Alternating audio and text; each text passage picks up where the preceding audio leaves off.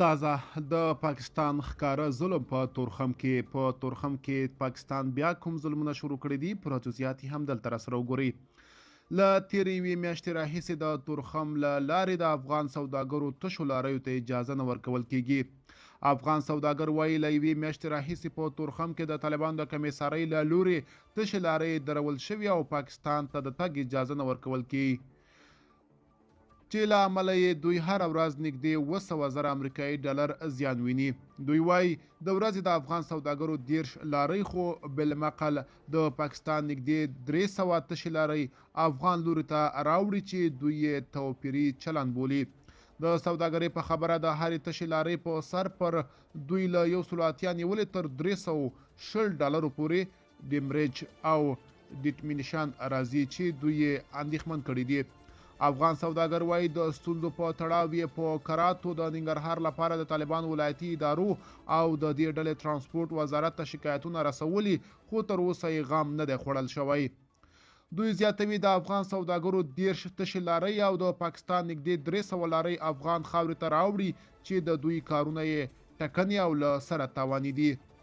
سوداګر حاجی بسم الله عرب په همدې تړاو وایي د لاریو په درول کېدو ډیر پریشانه کړی یو او نه پوهیږو چې څه وکړو.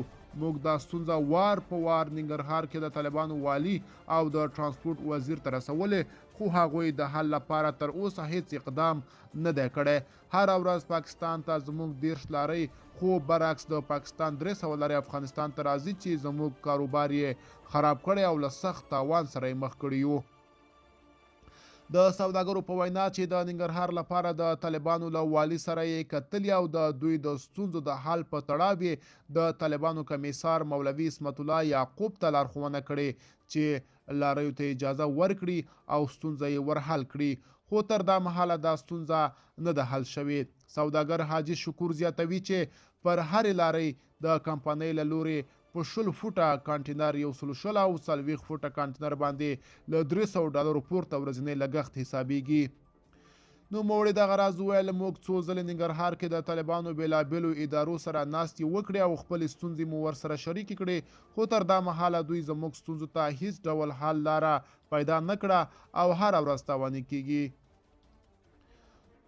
بل لور ته په ننګرهار کې د سوداګرۍ خونې غړی هم د افغان سوداګرو د تشو لاریو ستونزو مني او زیاتوي چې د حل په تړاو یې په کراتو له اړوندو ادارو سره ناستې کړي، خو ورته د حل ډاډ نه دی ورکول شوی.